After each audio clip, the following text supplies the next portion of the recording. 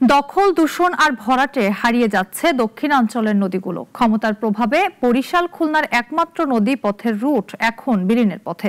কয়েকশো একর নদীর জমি দখল করে গড়ে উঠেছে বহু স্থাপনা। সাইফুল ইসলামের রিপোর্ট, জানাচ্ছেন শাশ্বতী সরকার। একসময় ধান, নদী আর খালের ঐতিহ্য হিসেবে বরিশালের পরিচিতি থাকলেও দখল, দূষণ আর ভরাটে হারিয়ে যাচ্ছে সব জলাধার। জনগণের অসচেতনতায় দক্ষিণাঞ্চলের নদীগুলো এখন বিপন্ন। স্থানীয়দের অভিযোগ, বিগত সরকারের আমলে জোরপূর্বক ঝালকাঠি জেলার নলছিটি উপজেলার দপদপিয়া ইউনিয়নের সুগন্ধা নদীর পাশে ব্যক্তি মালিকানাধীন প্রায় 10 থেকে 12 একর জমি অবৈধভাবে দখল করেছে ওষুধ উৎপাদনকারী প্রতিষ্ঠান অপসোনিন গ্রুপ।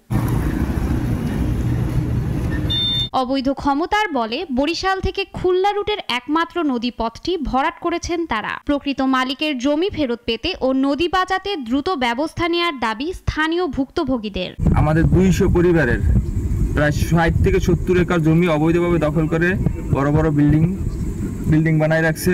আমাদের জমি প্রায় 50-60 একর জমি দখল করে নিয়েছে।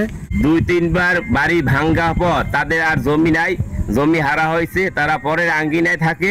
ইতোমধ্যেই দক্ষিণাঞ্চলের খাল আর নদী দখলের তালিকায় 2214 জন দখলদারের তালিকা নিয়ে মাঠে নেমেছে প্রশাসন। অবৈধ দখল উচ্ছেদ করে এই নদীকে পুনর উপযোগী আনার জন্য একটা প্রকল্প আমরা পাঠিয়েছি বাণিজ্য মন্ত্রণালয়ে।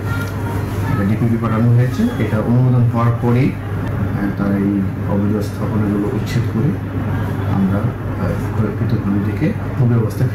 এই অঞ্চলের নদী দখলের তালিকায় শুধু অপসোনিন গ্রুপ নয়, রয়েছে খান সন্স ও প্রাণ গ্রুপও।